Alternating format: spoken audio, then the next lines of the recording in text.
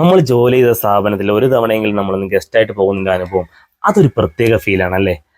അതെ, ഞാൻ നിൽക്കുന്നത് ലീല റാബീസ് ഹോട്ടൽ കോവളത്താണ്. അത്രയ്ക്ക് മനോഹരമാണ് ഇവിടുത്തെ ഓരോരോ കാഴ്ചകളും. എടുത്തു പറയേണ്ട കാര്യം ഇവിടുത്തെ ആ ഒരു ഹോസ്പിറ്റാലിറ്റി. അത്രയും നല്ല രീതിയിലാണ് ഇവർ നമ്മളെ വെൽക്കം ചെയ്യുന്നത്.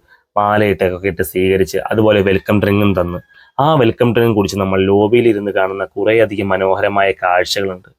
അതൊക്കെ കഴിഞ്ഞ് നമ്മൾ നേരെ റൂമിലേക്ക് പോകുമ്പോൾ കാണുന്ന കാഴ്ചകൾ അതുക്കും മേലെയാണ്.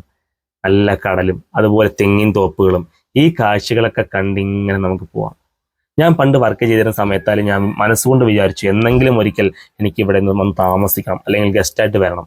എന്തോ ഭാഗ്യം ഇപ്പോൾ അത് നടന്നിരിക്കുന്നു. എൻ്റെ കൂടെ ഉള്ളത് പ്രതീക്ഷേട്ടനും അതുപോലെ നബിലും പ്രതീക്ഷേട്ടൻ്റെ ഫാമിലീസുമാണ്. ഇവിടുത്തെ ഓരോ റൂമുകളും നമുക്ക് എടുത്തു പറയേണ്ട ഒന്നാണ്. അവർ ചെയ്തിരിക്കുന്ന ആംബിയൻസ്. നമ്മൾ റൂമിൽ നിന്ന് നേരെ നോക്കിയാൽ കാണുന്ന കടലും തെങ്ങിൻ തോപ്പുകളും ഒക്കെയാണ്. അതും കണ്ട് സായാഹ്ന വേളകൾ നമുക്ക് ജസ്റ്റ് ഫൺ ആക്ടിവിറ്റീസ് പോലെ എന്തെങ്കിലും ക്രിക്കറ്റ് കളിക്കുകയോ എന്തെങ്കിലുമൊക്കെ ചെയ്യുകയോ ചെയ്യാം. അതുപോലെ വൈകുന്നേരത്തെ സൺസെറ്റും കണ്ട് നമ്മൾ ഇരിക്കുമ്പോൾ കിട്ടുന്ന ആ ഒരു മെമ്മറീസ് അതൊരു പ്രത്യേകതയാണ്.